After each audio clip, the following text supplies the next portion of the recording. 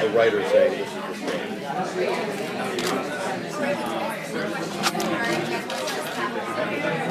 Yes, I opened the documentary with replay of the sketch. No, the Saturday Night Live sketch, in which I say to people, get a life.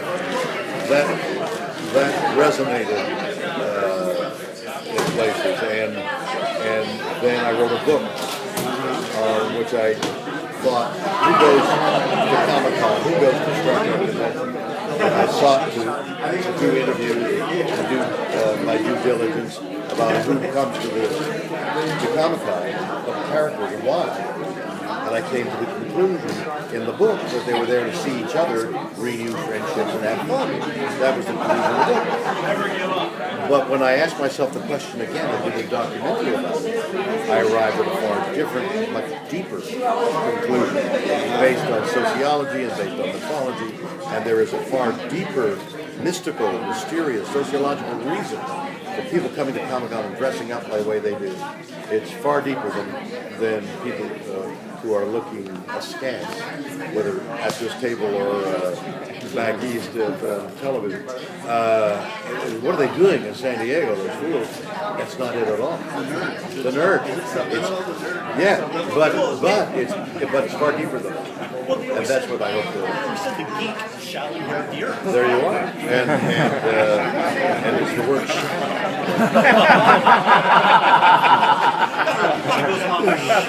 right.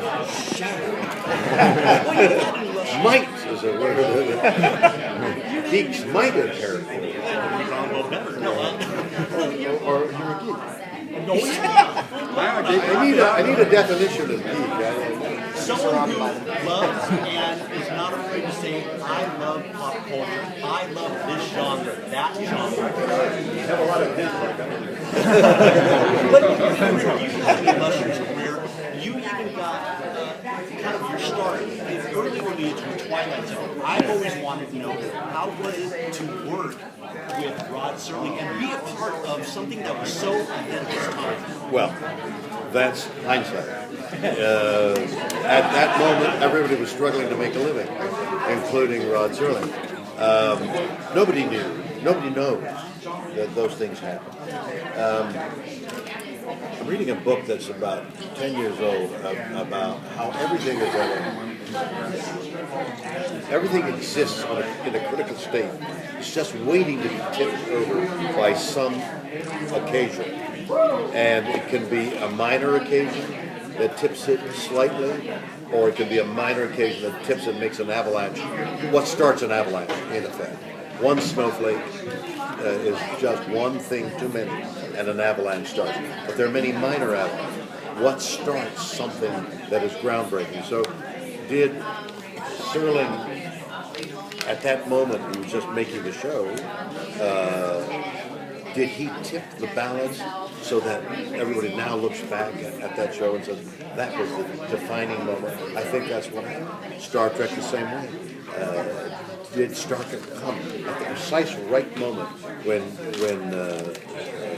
science fiction literature was at its apex, and there were other little science fiction shows that tantalized everybody's curiosity, and here comes Star Trek, and bang, it becomes a phenomenon, but it was just part of groundswell.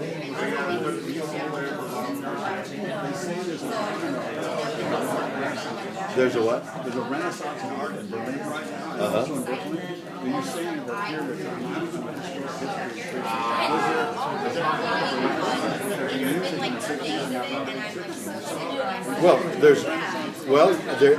What is a renaissance? Just change is happening all the time, and we're in a continuous state of change, and in a critical state of change all the time.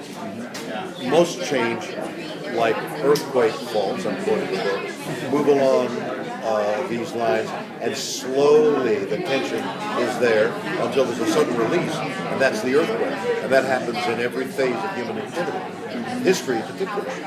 we go along, we think everything's cool, and suddenly there's a revolution, but there's a tipping point. That none of that, or I should try and find a way of applying all that to get a life. But and let me see if I can. All these people are coming to a comic convention or a Star Trek convention for various reasons. Their own personal reasons, and then they're imbued by a need, a need that is a general need, which has to do with mythology, has to do with a need for explanation of their lives, and most of them don't know that that's why they're here. Most of them don't know that they're in the middle of a ritual that is cultural, and that's what my documentary is exactly. You mentioned I'm sorry? Carl Jung talks about it, exactly. The unconscious.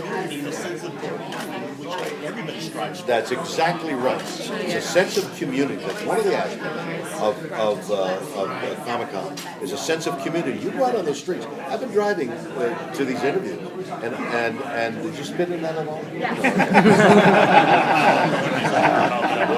Well, she said yes. There's a sense of community that these people you see in these restaurants are all sitting there. There's a joy, a sense of pleasure out there. There's no harm in these masses of people. They're not here to riot and to throw ash cans. There's a general feeling of gentility. Because everybody that's come to Comic-Con, spent their money and time to come to Comic-Con, are here for a definitive purpose. And that purpose is what I examine in Get Along. Mr. Shatner? See, look at that. 2 minutes, guys, 2 minutes. With the book and the documentary, is there a particular story that stands out from one of your fans? I use different stories. When I read the book, I went around and talked to different people. I talked to a woman, I flew to Dallas, actually, from California, to talk to a woman who was had multiple personalities, different voices, all of them Star Trek. Okay? Now, whether it was real, whether it was fake, and I don't quite know, but she wasn't a well person, and she had the phenomena of multiple. There was again from the book. There's a kid who was pathologically shot as a cat, dressed as a cat up in Star Trek uniform. Is verbal, voluble, keeps on talking. The moment the cat is out of his reach, he sinks back into inability to talk. There are other people that are cast of the documentary, because I wrote the book several years ago. So it's a whole new group of people that evidence the same needs and salvations that they get from coming to a convention. And there's a kid in a wheelchair suffering from Lou Gehrig's disease. Captain Dave is his name, and in his bright blue eyes, you see the fervor for life, even though all he can do is blow into a little tube and guide his wheelchair. But he's whizzing from one panel to the other, and he's moving around at faster than anybody can walk because of his vitality to live. And things happen that will move you in this. Last question.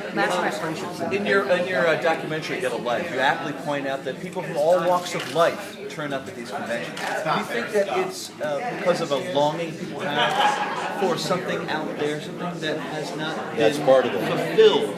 That is definitely part of it.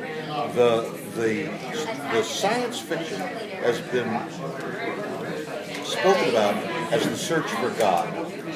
What is out there? What is in those stars with planets that go around them?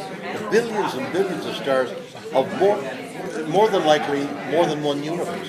It's staggering to use your imagination and to read these writers and watch these movies with great artists in the background and giving you a possibility of what you would see if you were capable of doing it. You're never going to be able to do it because we can't go there. But we can go there in our imagination. And that's what science fiction is about. And that's why these people are here. Thank you, everybody. Thank you so much. Thank you. Thank you so much. Thank you. Thank you. Thank you so much.